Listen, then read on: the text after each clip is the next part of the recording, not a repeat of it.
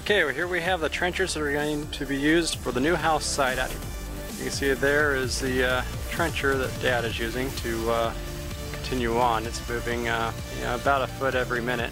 It takes a little while. That tent there is on the back side of where the house is going to be. So the power is eventually going to run all the way from the power pole to the house, about 750 feet. About another 200 feet beyond, there's part of a solar panel for the 12 by 20 foot storage shed, or home base as Lily and I call it, where we store all our things while we're traveling around the world. And off the side here we have the RV shelter that will eventually have power as well. And we're also running a water line through there that will be connected to the 3,000 gallon cistern that's on the house. And here we have a trench take off to the side, and that's going to a location where we may have a future wind turbine. Going the other way here, about 50 feet behind that tree there, is where we may eventually have solar power. So following the trench on here, this is the winter camp spot, as we call it, where the parents store the camper in the winter time. That's the old hoopty RV there that's being gutted and used for parts, but we'll be hauling that out of here later this summer. So anyway, the house is 500 feet down this trench, and coming back here, this is where we'll have a junction box for power here. This is where we had a temp set up before for power for the winter camp spot.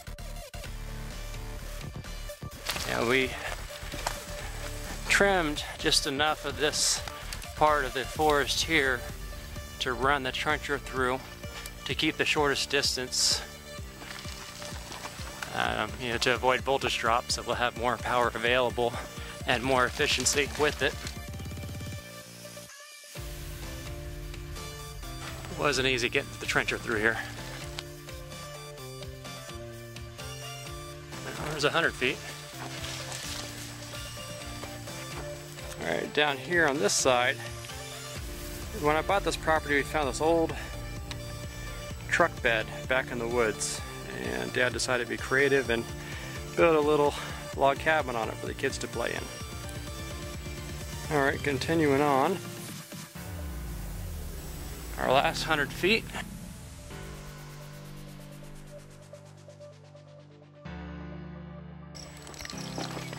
And we made it.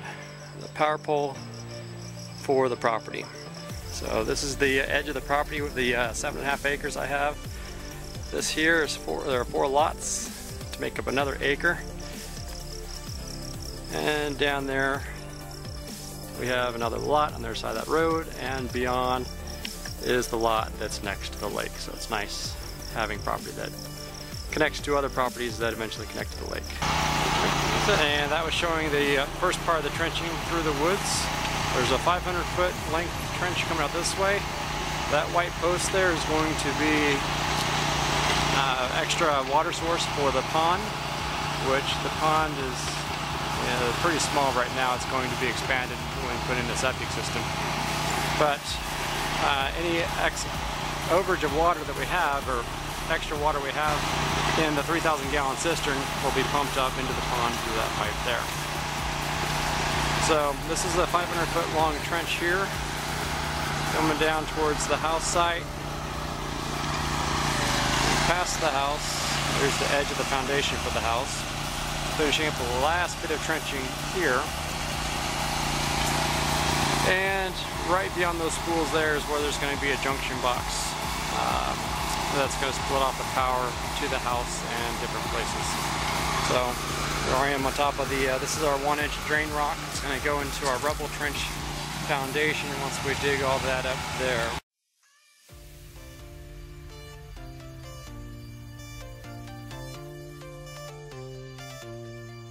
And that's where the junction box will be.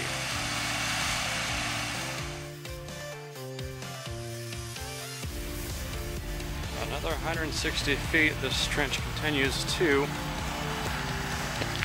the RV shelter, which will be finished a year from now. Another trench takes off from the side here, Goes up to our main entrance, the gate there. That'll be power for an electric gate in the future, and there might be an intercom there or whatnot, the equivalent of a doorbell for guests that come to visit.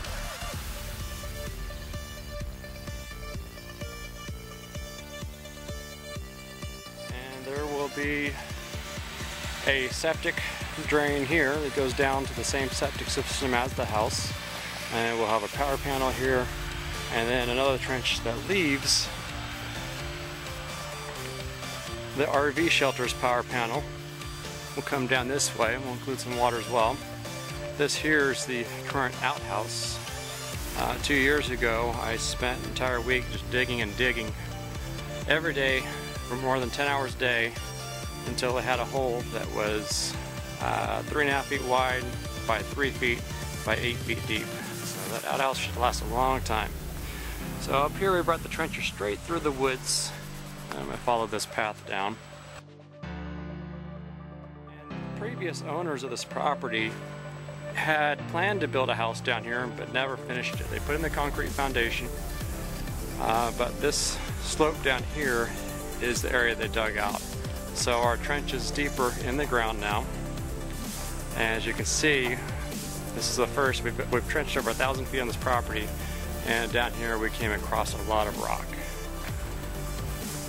And that's a temporary power line that you see there. So that's back up at the outhouse, where we come down through the woods. And we've got a bit of cleaning to do in this trench. So, and heck of a time getting this boulder out. It's the biggest one I've ever pulled out of the ground out here. 8 years ago, down closer to the lake, I did a lot of trenching, and there was nothing but rock down that ground, it seems like. Alright, following the trench all the way to the end here. Here we are, just over 1,000 feet from the main power coming in. That was the ramp there. The power's going to come up underneath that ramp once I put it back in on the deck. And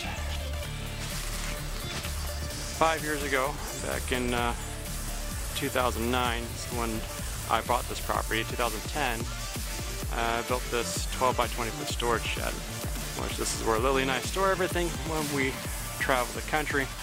And of course, there's our home base.